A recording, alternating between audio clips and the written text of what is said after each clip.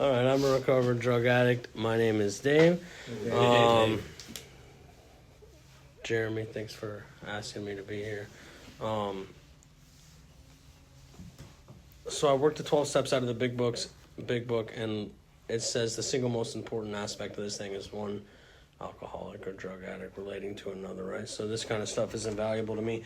And in telling my story, I like, Jeremy, your story, like, there's one thing that you say that I never thought I heard or anyone could understand, but when you talk about like being little and hearing that the world was going to blow up or whatever, I had that same exact experience. And it points out to me that this alcoholism, as I refer to it, I was afflicted with this thing long before I ever put anything into my body. So, also, sorry, I have a sponsor. I sponsor other men. My sobriety date is October 10th, 2020. I have a home group, and I'm of service to that group. And I point that out because I think that without those things, I would not be sober today. So, how do we do this, right? I was told, talk about what it was like, what happened, and what it's like now. That's the template for this stuff, right? So, what it was like,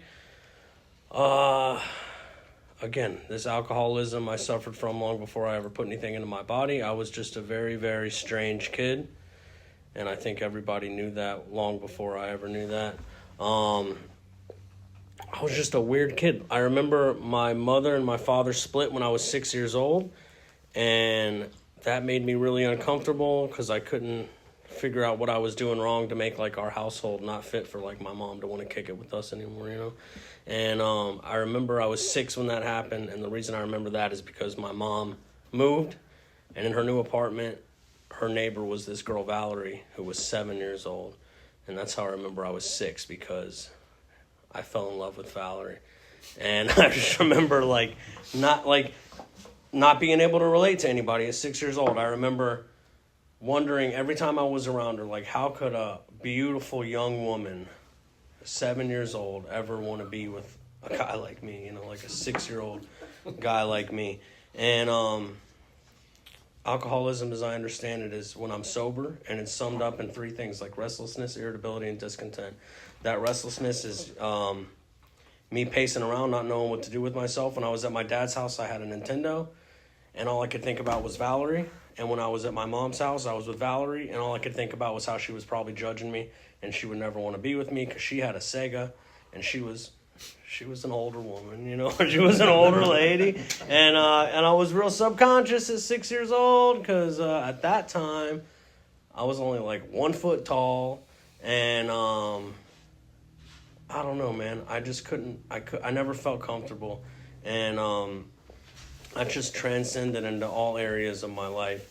And again, I was 2nd grade when I heard that like the sun would blow up one day and the world would end. And I remember I asked my dad about that, and I was like, when do you think that's going to happen? And he told me, he was like, oh, probably like 1 billion years from now. And he left, and I remember thinking like, fuck. You know, like, that's the worst news ever, man. And I didn't sleep for a long time because of that. And I don't know, man, my whole childhood, I just could not relate with another person. And I couldn't relate with another person until I was fortunate enough to go through these steps. I was always either better than you or just wildly inferior to anyone else in the world, and I was just unique in that sense. And it just makes for like a really lonely place to be, you know, when I can't look another person in the eye. I couldn't relate with other kids. My parents knew something was up with me. I was like heavily medicated at like 7, 8 years old. I went to therapy twice a week, and they just couldn't wrap their heads around what was wrong with me. And I didn't know what was wrong with me either. Seth says it really well. Like, they just couldn't prescribe me with a drink, you know, or something like that at 6 years old. That's what I needed. I just needed something, man. And I couldn't get that thing. So I remember, and I remember being a kid, and I remember I had this, and again, man, my ego tells me that I am just leagues better than anyone around me. I'm smarter than everyone, or I'm either just the scum of the earth. And I remember I had this great idea. We had like, I was really young, and we had construction paper, and I had made like a construction paper watch, and I had put like, I cut out like a piece of square to put on top of it. And I remember the other boys were like, what is that? And I was like, this is like a power bracelet. And with it, you can channel dinosaur power, and like we can be super strong fighters. And this square protects the power crystal in it. And they were like, "That's awesome." And I was like, "I know, right?" And I was so stoked on that. And then they started making these things, but something caught my eye. I remember these boys had taken like the rectangle construction paper, and then they cut out a diamond and put that in the center, which was the power crystal, which is how you get the power, dinosaur powers, or ninja powers, or whatever. But then they had, like, glued over a square on top of the crystal, and I remember asking them, like, "What are you guys doing?" They're like, "Well, we're covering up the power crystal so it doesn't get damaged." And I was like, "It's not a real crystal. You don't have to, like," I was like, you don't have to cut out the diamond if you just put the square there, because we're just pretending anyways. And they were like, "What's it matter?" And I was like, "Well, you're wasting time, and you're wasting construction paper, and they just kind of like shooed me off. And I remember watching them play at recess, like in the jungle gym. They were fighting ninjas and stuff or whatever with their power bracelets, and they were like, "Come on, come hang out." And I was like, "No." And I remember thinking, like, "You guys you're doing it all wrong." And I had my power bracelet, which was the original one, and it didn't have a power crystal. It had the protector. But it was all fake anyway, so I didn't need the power crystal. But that's my whole life summed up. It's like everybody's like, "Dave, just come hang out with us." And I'm like, "No, you guys are stupid. You guys are terrible. I'm just going to be over here miserable and judging you guys because you just can't seem to figure out that it's not a real crystal, It's not a real thing, man." And that was just my whole life, just being miserable, walking around judging everybody. My family was like... just obnoxiously middle class, and my Adidas when I was a kid had 4 stripes. If you bought Adidas from Walmart for half the price, you got an extra stripe. You know what I mean? And my Adidas had 4 stripes, and I was conscious of that 4th stripe, and I judged everyone else in the world based on how many stripes their Adidas had. And I remember seeing other kids with 3-stripe Adidas and thinking like, "Oh man, he'll never know the struggle," Like, he'll never know how hard it is for a guy like me. My dad goes to work every day and just to put food on the table and just to give me these shoes, and this guy's just going to coast through life. What a scumbag. And then I knew this kid, Travis. I remember Travis because he had a rat tail. And I remember him also because he was the poor kid. And I remember he came up to me one day, and he had 4 stripes on his Adidas, and he approached me, and I remember thinking, like, "Jesus Christ, dude, stay away from me, man." Like, that guy was poor, he had a rat tail, same amount of stripes on his Adidas, but his were dirty, and I remember thinking, like, at least my parents love me, at least these are new, like, those are the same cheap shoes from last year, and that guy sucked. He was super poor, and the other people that were not poor also sucked, because they weren't me, and they didn't understand the concept of dinosaur power bracelets and shit like that, man. And I just could never relate with anybody. And it wasn't until I was 11 years old, and my sister, who was 12 years older than me, she was 23, she came over to visit one day, and I thought she was the coolest person in the world. And she drove a loud yellow Mustang, and she smoked Marlboro Reds, and she listened to Dr. Dre, super loud, you could hear her from miles away. And she came to visit one day, and I begged her. I was like, "Hey, can we hang out?" And she's like, yeah, sure. And it's like a Tuesday, and she's like, "I'm gonna pick you up Friday." And it's all I thought about from Tuesday to Friday. And Friday came, and she picked me up, and she took me to her apartment, and at like 8 p.m. her friends started to come over. And the coolest thing about having a 23-year-old sister is that she hangs out with other 23-year-old girls. So for like an 11-year-old boy, that was sweet, man, to see like these 23-year-old girls come into this house, and it was also terrifying, right? Because again, I can't even put into words how I want to talk to Travis with his rat tail, much less like how am I going to talk to these girls? You know what I mean? Like, it was really, really terrifying, and then this crazy thing happened, man. They started drinking, and they let me drink, and I had what I refer to now as a spiritual experience, right? Like, everything changed, I wasn't worried about the sun blowing up. I wasn't worried about where my mom was. I wasn't worried about what kind of shoes I was wearing or anybody else was wearing. I for the first time, I could exhale, and I could breathe, and I wasn't scared of anything, and I was like, I thought I was the funniest person in the room, and if I wasn't worried about that. Like, nothing really mattered to me, and I felt good, and I was drinking, we were playing like drinking games, and I was like smoking cigarettes, and I was saying curse words, and everybody was cool with it, and everybody was laughing. And then like the Chronic 2001 came on, like the 5-disc changer, you know what I mean?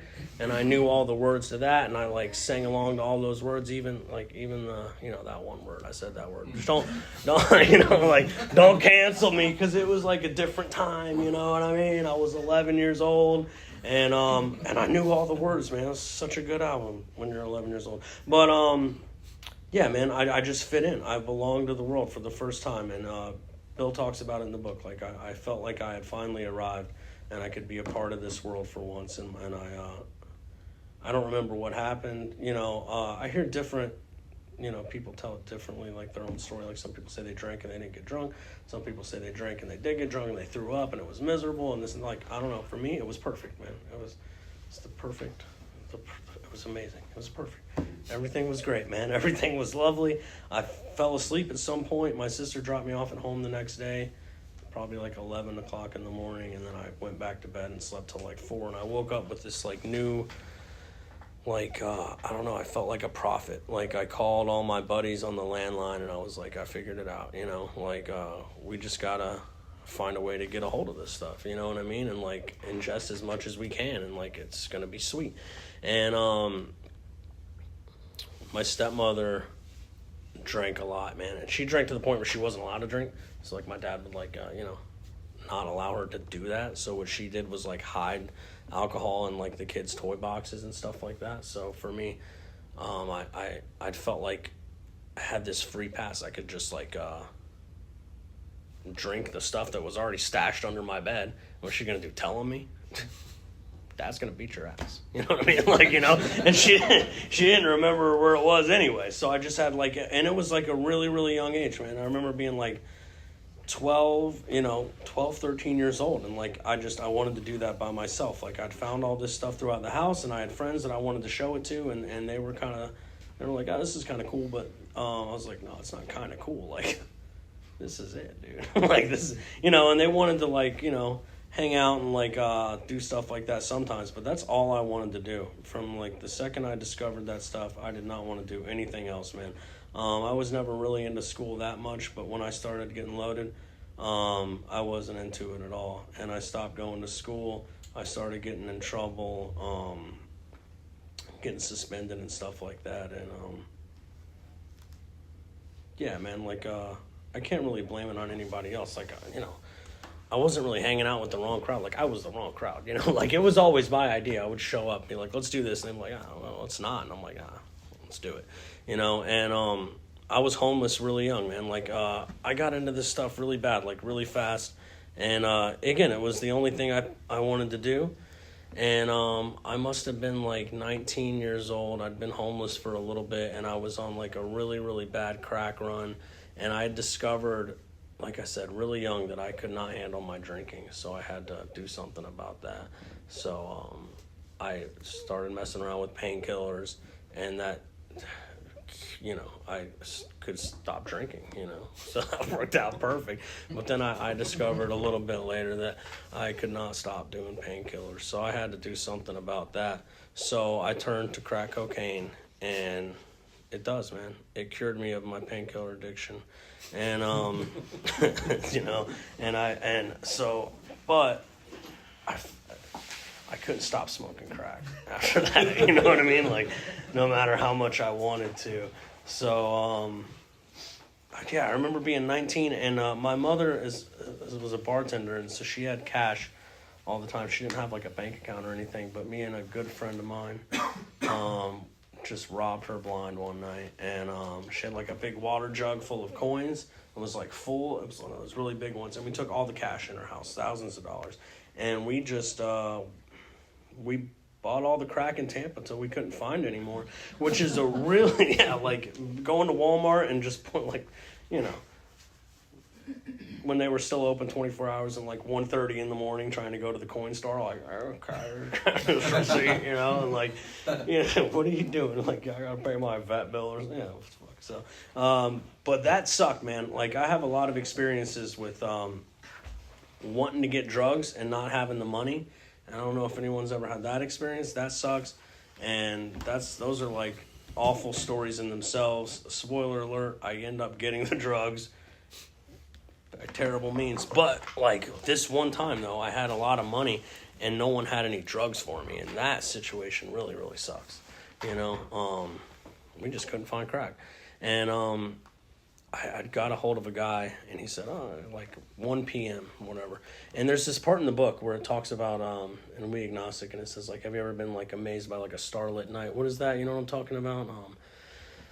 That feeling of, like, peace when you're near your creator, and then that feeling is fleeting and soon lost, you know? And I think about that a lot today, man. I was with my buddy. We had money, but we couldn't get drugs until, like, 1 p.m., and we'd hopped a fence at this, like, public pool and, like, got in the water, and like there was like a ring of dirt that like filled up the pool when we sat in there. And I just remember like there was nothing I could do. Like I couldn't get drugs, there was nowhere I could go. I just had to sit and wait. And I remember thinking, like, I had this brief moment of clarity where I was like, this must be what it's like when like your brain just like is you know, I don't know, man. It was quiet for once, and I was like, I never want to get loaded again, you know. And I made the decision right there that I was just not going to pick this stuff up again. And then the guy texted me. It was like, we found crack, and I was like, let's go, you know. And like it was like immediately it was gone, you know. Immediately, I just hopped in the car and I was like, yeah, let's go do this, man. And we did that, and I don't know, in and out of jail for stupid stuff. Mostly just stealing from my mother. Stuff like that, man. And my story's not much different than anybody else's, man. I was homeless for a long time, and not the cool couch surfing homeless where I just bounce around at my friend's house, but like the wiping my ass with like leaves behind a church homeless, you know, like the shitty homeless. I did that for a while. And yeah, man, my life sucked, man. I couldn't get off this stuff no matter how much I wanted to. And I can't wrap my head around, like, I couldn't understand that I was part of this problem or really had anything to do with this, man. I was, like, very much a victim of circumstance. And I remember I made a geographical change, and I moved to California. And I'd called my aunt. I had, like, one get-out-of-jail-free card with my aunt who lives in California. She's like, if you ever want to get off this stuff, man, just call me. I'll get you a plane ticket. You can come over. And I did that. And she, like, enrolled me in school. And everybody was, like, well-dressed, and they were going to school, and I was too. And I don't know, man. I'd found out that there was this one chick in my class that sold painkillers. So, you know, I started dating her, you know. And, and I couldn't figure out, like, why this always happened. I remember being real strung out on those games, like, wherever I go, man, this always happens to me, man. And it was, you know, and I don't know how it is. I haven't been there in a long time. But as of, like, 2010... they also have crack in California. So I found that, and yeah, it's the same thing, man. So then I had to get out of there. Oh yeah, somewhere along the line, I think I was in California. It was like MySpace was still a thing, and I found out that I had this kid, you know. So I remember seeing that on MySpace, like getting a hold of this nice young lady that had a kid that looked like me, and I again, man, I made the decision that night. I was like, I'm not doing this anymore. I'm an adult now, you know, like I'm a father now. I'm gonna pack up and I'm gonna go back to Tampa and raise this kid. And I did. Like I got a plane ticket. I called a good buddy of mine, and he said, yeah, you can stay here. My wife says you just can't use drugs. And I'm like, not an issue, because I'm not doing that stuff no more. I'm a father now. And he's like, yeah, you're right, my bad. And so I flew back down to Tampa, and you know, immediately started snorting blues in her bathroom. So she threw me out that night. And again, man, homeless. Like the very same night, the very same day that I got to Tampa and I swore this stuff off, I was homeless again. Like literally the same. Like I got there early morning, and within 6 hours, his wife was like, he's doing drugs in the bathroom. And I was like, why is she tripping like this? Like, what is her deal, man? And yeah, he's like, you gotta go, man. So I was like, just like walking down the street. I had like a bag, one of those like cool bags on wheels my aunt had bought me. and I was homeless again, man. And I just can't figure this thing out, dude. I did that for a long time. Couldn't keep a job. I didn't see that kid for like a year after that. Like, never met that kid. Like, that was my thing. Like, I'm going to go be this father, like, tomorrow after I kick this thing again. And I didn't run into that kid for, like, a whole other year. And when I did, it was like, it wasn't really much, man. But I just couldn't get off this stuff. And I don't know, I did that for a long time. I had this job I'd kept for like 3 years. This is like 2018 now. Finally, again, I'd just been homeless forever, man. I never really had my own place. I never really had this was the closest thing to stability I'd had. But I still, I'm back on drinking again now. And I remember my boss fired me for like the third time that year. And it was like March. And I remember like walking out and I was like, I'm not drunk, I'm sick. You don't understand. And then, like, 2 days later after I got fired, like, COVID-19 happened. I remember calling her, like, I told you. I have COVID-19. I wasn't drunk. And so, yeah, they did. They gave me, like, a last paycheck and all that stuff. And COVID happened, which was terrible. And, like, I don't know how anybody stayed sober for that, but I certainly couldn't do it. And I was on probation for a DUI, and which was really fortunate for me, because I'm all that matters that COVID happened, because I didn't have to see my PO. You know what I mean? I just had to call him like every other week, and he's like, how's everything? And I'm like, sweet. You know what I mean? He's like, how you doing? I'm like, really good, actually. And I was getting like, we're getting the COVID checks and all that stuff. But, yeah, I was staying with my sister. She kicked me out again, man. And my mother had a friend who was going out of town, and he let me stay at his place for 2 weeks to like feed the cat. Like, you could stay here and feed the cat. So I decided I would do that because it was better than sleeping, outside that guy's apartment complex. You know what I mean? So I did that, and I just, I'll never forget, man. I couldn't stop drinking, and it was like the day before that guy got back to town, and I woke up that morning, and I decided that I was going to kill myself. And it was not like the other, 38,000 times where I decided I was going to kill myself. I didn't cry. I didn't call anybody. I was like, oh, shit. I'm, legit over this thing. I don't want to do this anymore. And I cleaned up that guy's house. I fed his cat for the first and only time, the 2 weeks that I stayed there. And, I never saw that cat. I remember I, put food in that bowl, and I was like, I fucking forgot about that thing. But I did that, and I had, a little bit of money left from my COVID fund or whatever, those checks we were getting. And I took an Uber to downtown Tampa, and I bought a bus ticket. And I don't know, to where. I don't want to be, melodramatic, but they asked me, where are you going? And I was like, as far as the road will take me. You know what I mean? I don't know. But in my, eternal, stupor, I guess, my big idea was I was going to buy a bus ticket to go as far away as I could. I was going to, toss my ID, hang myself in a shitty hotel, and, my whole thing was, I don't want my mother to find me. I don't want my kids to find out. I just want to kind of disappear, and I'm kind of over this thing. So I bought a bus ticket, and then I, went to sit down in, the lobby, and they were like, oh, you can't stay here, man. Which I didn't know that. I thought I could just kick it. It was 7 p.m. and the bus left at 7 a.m. They're like, oh, you gotta go somewhere else for 12 hours. And I was like, oh, it sucks, man. So I went outside with my bus ticket, and yeah, what are you gonna do?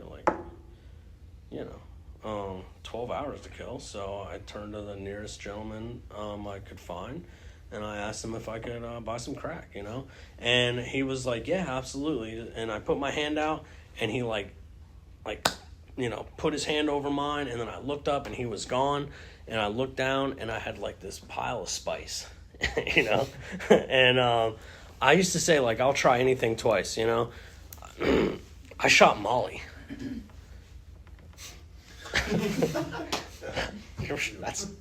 like multiple times. I shot Molly. That was terrible, dude. That was like the worst thing in my life, and I kept doing that. And like I remember like using needles. That was the one thing for the longest time. I was like, oh, I'll never use needles again. Like incapable of like relating with another person, seeing eye to eye with someone. Like that was where I drew the line. I'll never use needles. I'm not like those scumbags. And the book says like without defense against the first one, man. I showed up to this guy's house years prior to this, and like I used to show up, and he would usually have drinks or something for me to do. And I showed up one day, and I'm like, "Hey, what are you guys doing?" They're like needle stuff, and I was like, "Fuck yeah, dude!" And that was all it took, man. I had no defense against that, man. And I was like, and it was Molly, and I did that, had the worst experience ever. And I remember telling this guy like, "Oh, that was terrible." And he's like, "You want to do another one?" I'm like, "Yeah, but not like a big crazy one like that." And he's like, "All right." And I saw him fixing it up, and I was like, "But not like a baby one, you know, not like you know, like." Not like a little one, though, like a normal one. And he's like, okay. And I did that for like 2 weeks straight, and every time was worse. And yeah, I just kept doing it because I'm a dumbass, and I have, you know, anything's better than being sober. But I say all that again to say, like, spice though, fucking awful, so bad. And I remember I gave this guy like $80, and he just disappeared into the night, and I had this big pile of spice. And I remember looking down, I'm like, seriously, like I'm not gonna do spice, you know, so I'm smoking this spice in downtown Tampa, man. And I remember like I don't know, man, I remember the other homeless people around me turned into cartoons for a minute, and then I don't remember much after that. But I woke up the next morning in the middle of the street, like not on the sidewalk but in the street, with people driving around me, and I had gravel stuck to the side of my face.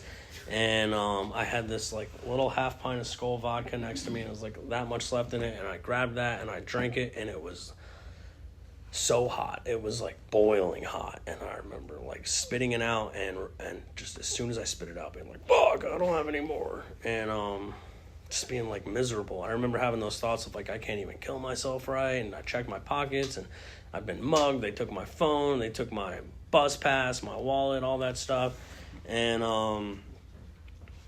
And yeah, I didn't have anything, man, and I really didn't know what to do. But there was like this, I don't know, this little group of people, and they were handing out like goodie bags to the homeless. And there was like a sandwich, a bottle of water, and an orange. And I like chugged the water because I was super dehydrated, and like tossed the sandwich because I don't want to eat anything. But and anyone who knows me knows, like I live right behind the mall off 19, and you can ask my wife. I GPS'd here. I'm completely stupid when it comes to directions. Like, I don't know where anything is. And I certainly didn't know it when I was getting loaded. And I was in downtown Tampa, and I remember just walking that way. And I remember I prayed. I don't know who I was praying to, but I was like, I don't want to do this anymore. Please just let me get to the hospital. I knew if I could get to like Armenia and Hillsborough, that like St. Joseph's Hospital was like right there somewhere. But I didn't know what direction that was or anything. And I remember just walking, and I remember just like that real quick prayer, like, please just let me get to somewhere I can recognize, and I'll go to the hospital, man. And I just didn't want to do that anymore. And I just walked, and I had that orange, and I remember just like sucking the juice out of that, just like super dehydrated. I stopped a couple times at gas stations and like begged for change to get like a beer or something to get through it. And I did. I made it to St. Joseph's Hospital, and I just like sat in the waiting room and just had like one shoe, and like and they were like, oh, what do you want? And I was like, I want to kill myself. And they're like, oh shit. And then they got me in, and they put me there. And dude, like restless, irritable, and discontent, man, the three core things that sum up alcoholism for me. And I was so restless, just deflated. And when I got there, like I prayed to make it there, and they got me there, and they gave me an ice cold blue Gatorade in a little bottle, and they gave me a little bed, and I was super ungrateful. I was like, this sucks, dude. I like red Gatorade, and this bed sucks. And I didn't want to be there anymore. And then they shipped me to Dunedin, wherever Dunedin is. And I don't know where Dunedin is, but I remember asking, like, hey, where am I? And they're like, Dunedin. And I was like, okay, thanks for nothing. And I stayed there, and I detoxed there, and I was in there for like 19 days. And so when I say my sobriety date is October 10th, 2020, I say that not because That's when I got sober. I say that because 10-10-20 is something I'll remember. Really have no idea when I got sober. But I know my birthday's on the 18th, and I was there for 19 days. And I remember I was there for a few days, and it was one of those, in this detox, like, they would give you dinner and a sheet of paper where you would fill out what you wanted for breakfast, lunch, and dinner the next day. And you could even pick your dessert, like, oh, tomorrow I'm going to have apple pie. And one day they gave me an apple pie for lunch and also a chocolate cake. And I remember I was like, hey, you guys gave me a chocolate cake. And they're like, oh, Mr. Floyd, it's your birthday today. And I was like, oh, great.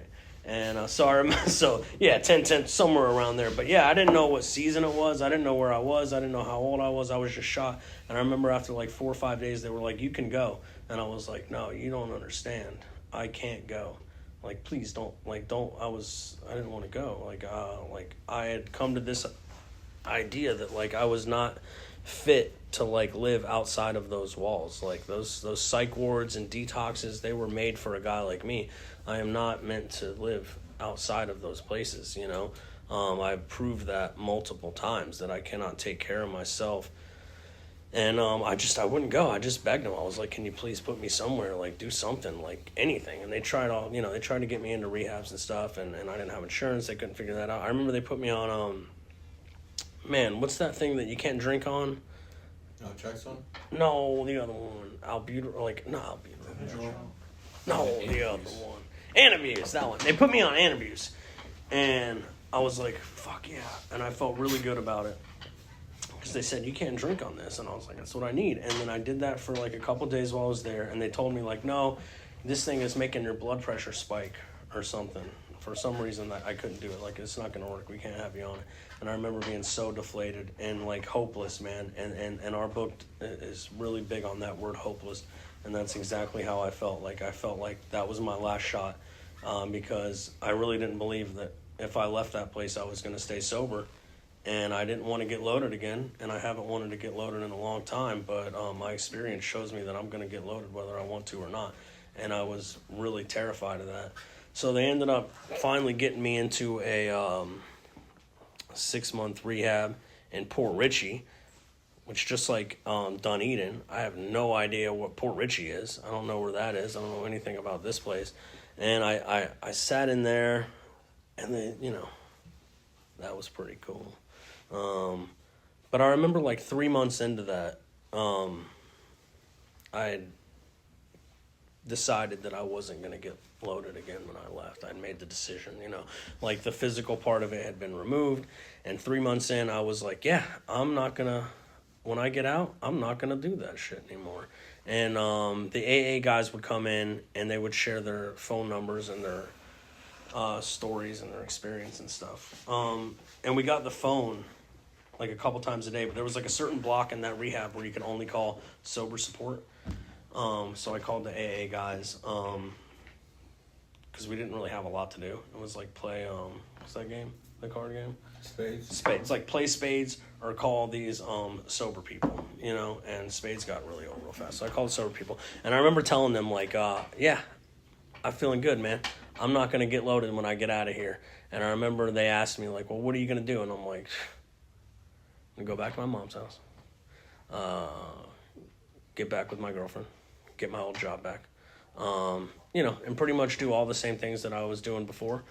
But the kicker was I wasn't going to get loaded this time. And they all laughed at me, and they started pitching these ideas like, oh, why don't you try sober living? And I was like, oh, no, I don't want to do that. And I remember like the stupidest thing, like still to this day, the stupidest thing I ever heard was like, I don't remember if it was you or maybe Thomas. Sounds like something Thomas would say. But I remember one of these AA guys was like, recovery's fire over here in Port Richey. And I was like, bro, I'm out of time. like I'm good. Like, recovery's fire in Port Richey. I was like, nah, I'm good on that, dude. Like, that's the worst thing I've ever heard. Recovery's fire out here, bro. And so yeah, decided that I wasn't gonna do that.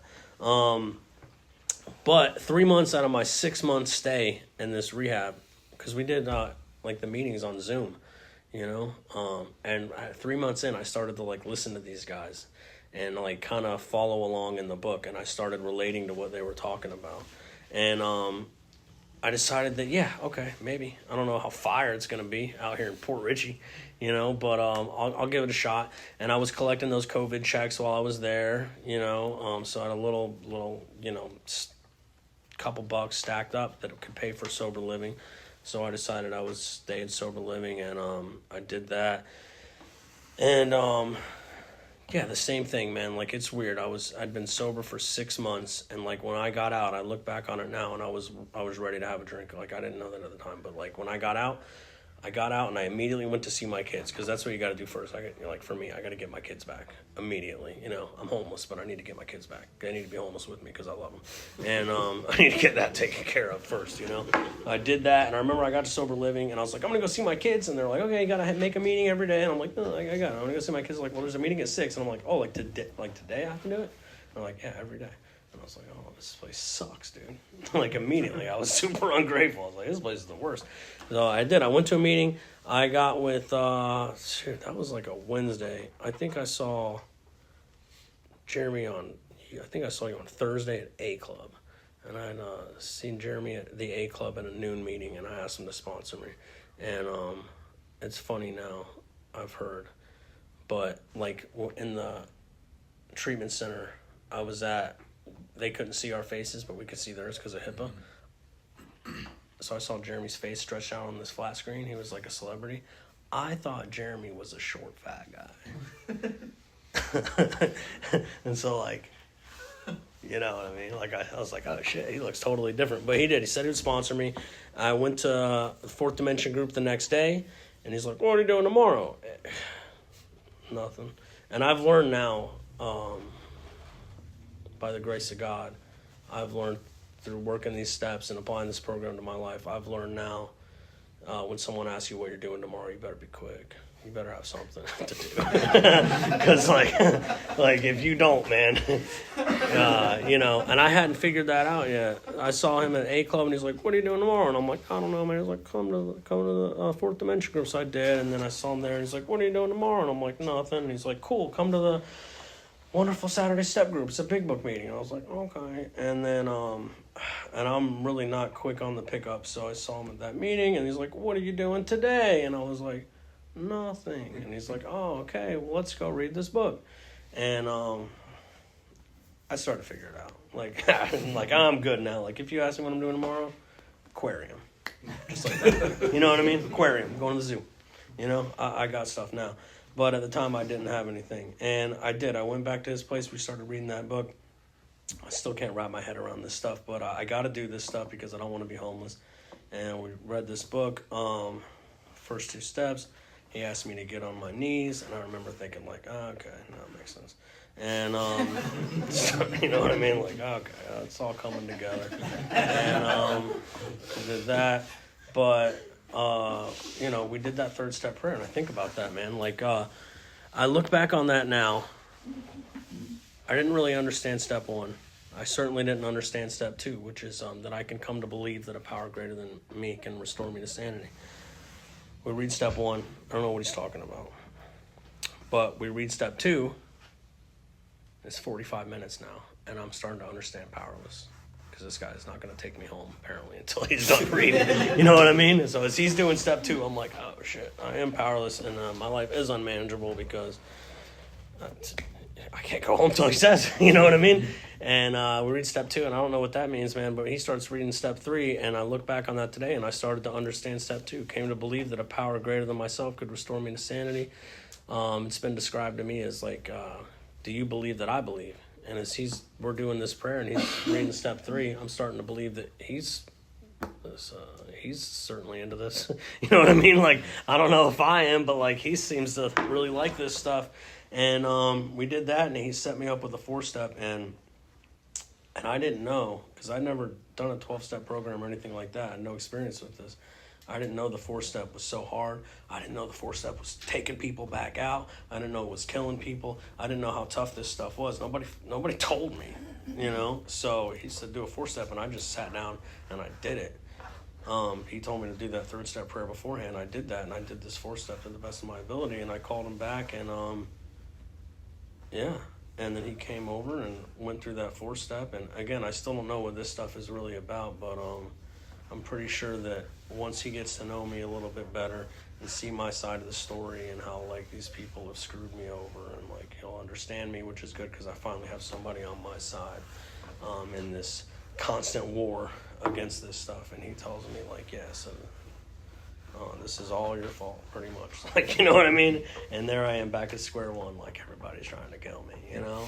But it made sense, man, the way he broke it down. And I could kind of come to terms with the idea that maybe there was some things that I didn't know. Because before I'd gotten to that point, I knew everything. And I succumbed to the idea that maybe he knew more than me. And it was really brief that I thought that, because as soon as he was done doing that, he started telling me these disgusting personal things about himself that he had no business telling anybody, dude. And I didn't know where that was coming from or why he was doing that. We were really freaked out. And then he said, like, you got anything like that you want to tell me? No, I don't, dude. Like, I don't. Like, no. What we were doing was a fifth step, right? I didn't know that. No one told me about any of these steps. He tells me all this stuff, and he's like, you want to tell me stuff like that? And I'm like, no. But he kept pointing out this point in the book where it says, if I skip this vital step, I may not overcome this thing. And I remember I highlighted that, and I feel like you really pointed to that a couple times, man, or at least it stood out to me. And I told him everything, like terrified to do it, but I did. I told him, except for that one thing, and I don't know if you guys have that one thing, but I didn't tell him the one thing, you know, like, because that's something that I'll never tell anyone.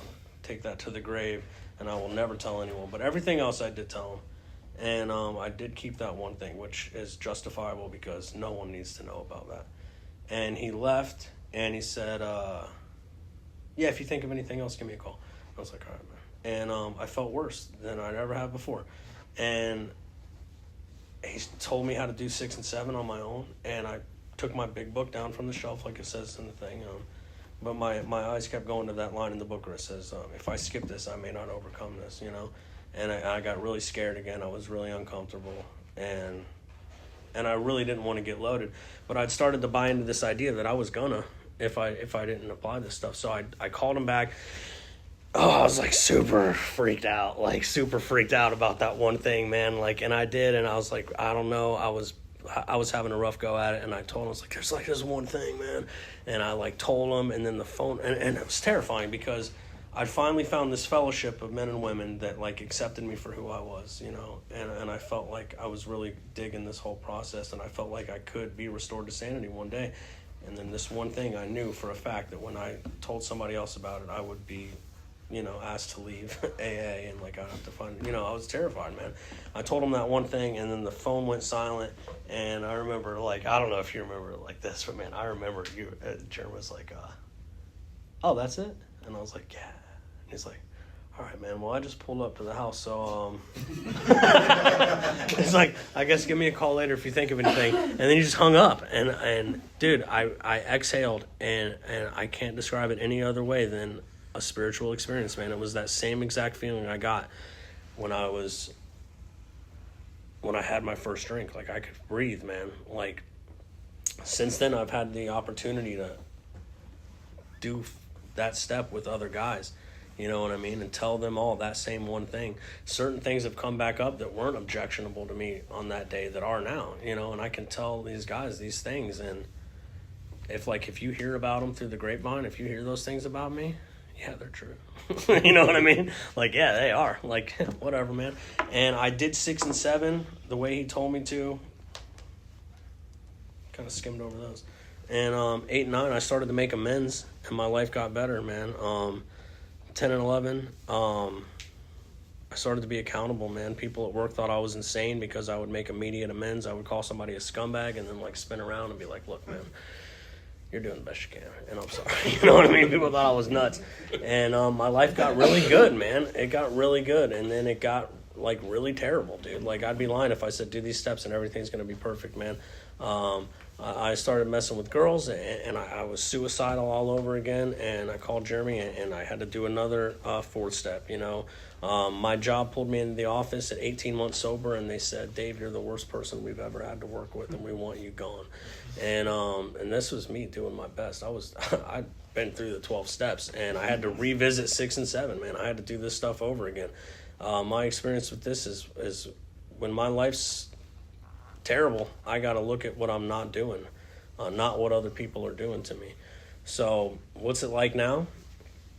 It's sweet, man. I mean, I don't know. I have a life today. I can go wherever I want to go. I'm a free man today.